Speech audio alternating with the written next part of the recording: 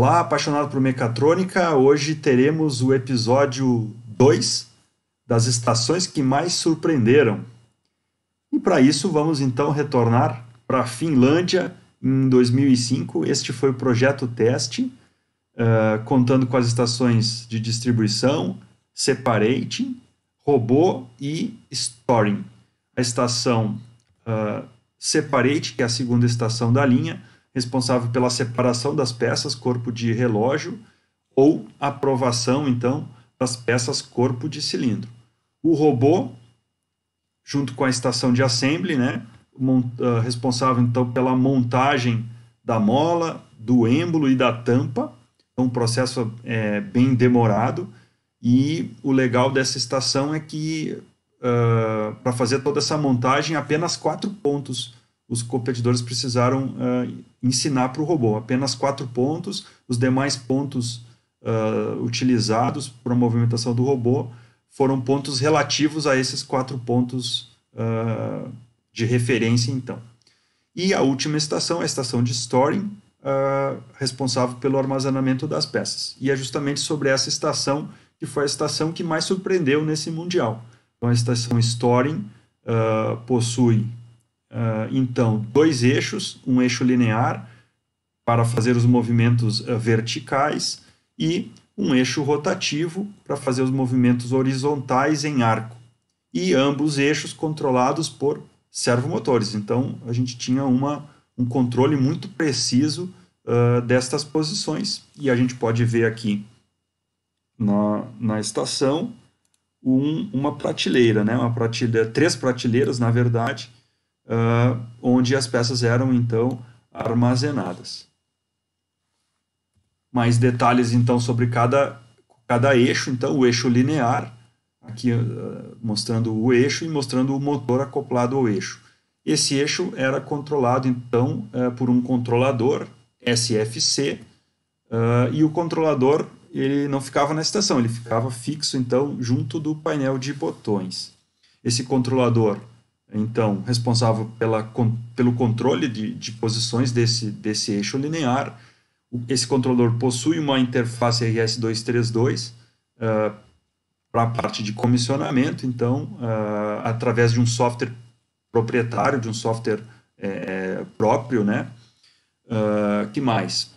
Ele possui a comunicação via entradas e saídas, e também o controlador possui, então, display e botões nele mesmo para poder fazer as configurações e diagnóstico.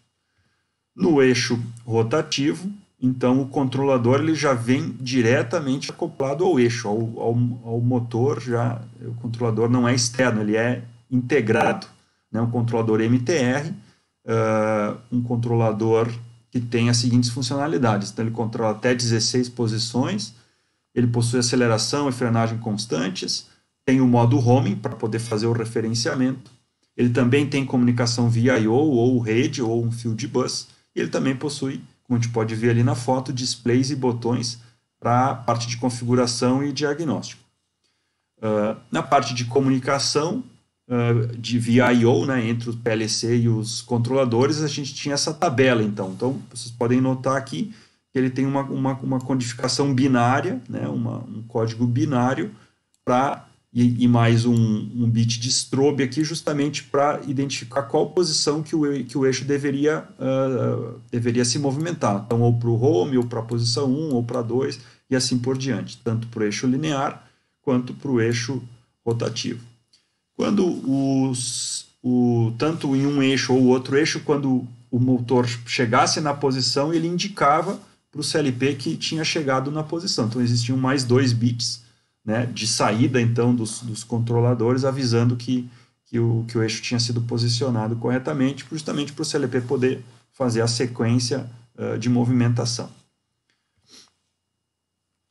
Além dos eixos, né, além dos movimentos dos eixos, então, algo interessante nessa estação, a estação, então, possuía um sensor óptico acoplado na parte de baixo aqui da garra, né, um sensor óptico de cor, entre aspas, aí, de 3 canais. Então, justamente pelo método Titin, né, então você tem botões no próprio sensor e você coloca a peça ali na frente dele e escolhe o canal e ensina, né, aquele canal com aquela luminosidade de peça, com aquela cor de peça, né? E aí, justamente, com esse sensor era possível detectar qual peça de trabalho a estação estava manipulando. Muito bem, aqui a gente mostra algumas fotos, né, das equipes, então, trabalhando nessa estação aqui. Aqui uma foto, né, um pessoal trabalhando no chão aí, um pouco estranho, mas enfim, era a forma que eles estavam trabalhando nesse momento. Aqui fotos também, então, da equipe da Suíça, então já montando na mesa, a equipe do Brasil, aqui já finalizando a montagem da estação de Storing.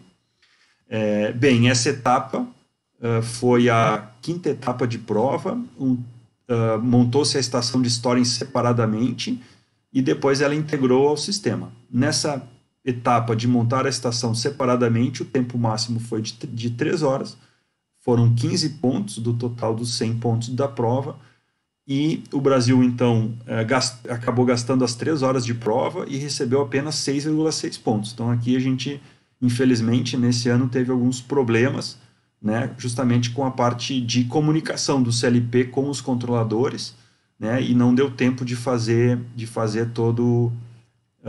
a movimentação deu tempo de fazer, na verdade ficou faltando apenas a montagem das prateleiras, né? Então conseguiu se ajustar, não a montagem, e sim o ajuste das prateleiras, né? Conseguiu se ajustar para um nível e os outros 2 níveis ele não ficou legal a movimentação.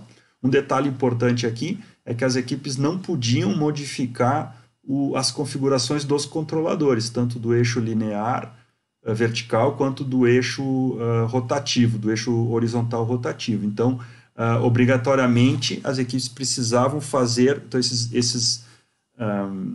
essas posições já estavam previamente gravadas, então as equipes precisaram montar a prateleira, né, e as alturas e os ângulos aqui exatamente na posição adequada. Então, isso realmente deu um pouquinho de dor de cabeça aí para as equipes. E tanto é que somente Japão e Suíça conseguiram terminar essa tarefa e fazer tudo funcionar dentro das 3 horas. Então vamos lá, vamos ver um pouco como é que funcionou essa estação.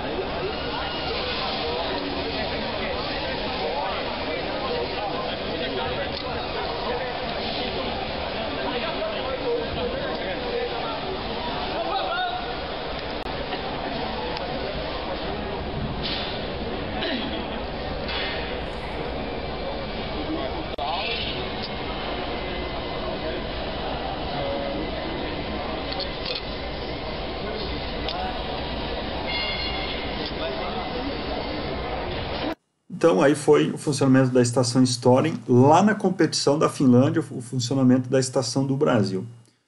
Bem, além da parte técnica, né, dessa estação, eu queria compartilhar com vocês um plus aqui desse Mundial e falar um pouquinho dessa equipe do Japão, da equipe da Nissan, que foi campeã mundial, né? Então, essa equipe uma equipe fantástica, um trabalho de equipe assim muito grande, uma agilidade, uma comunicação entre eles fantástica, né? E essa equipe, então, além de ser medalha de ouro, foi a terceira maior nota do World Skills em 2005. E um outro ponto que eu gostaria de compartilhar com vocês, aqui uma foto do expert do Japão, que mesmo depois de saber que a equipe dele era campeão mundial, ele veio até a mim pedindo se era possível tirar uma foto da montagem da Estação do Brasil. Então aqui está o registro desse momento, e isso para mim foi um grande exemplo de humildade naquele momento, né? Justamente por conta disso. Ele sabia que a montagem do Brasil era muito boa. Em 2003 a equipe do Brasil foi justamente a melhor montagem do Mundial, então ele sabia disso e veio tirar essa foto. Então para mim foi esse exemplo de humildade e sempre querer estar fazendo melhor as coisas, e enfim. Então um campeão mundial tem esse espírito, tem essa mentalidade de sempre querer fazer melhor, nunca estar satisfeito e aprender com a qualidade, reconhecer a qualidade dos outros. Então, queria compartilhar isso com você hoje, também isso, né, a mais. Pessoal, espero que vocês tenham gostado do episódio 2 aí, das estações que mais surpreenderam. Curtam aí o nosso vídeo, se inscrevam no canal aí, Apaixonados por Mecatrônica. Até a próxima.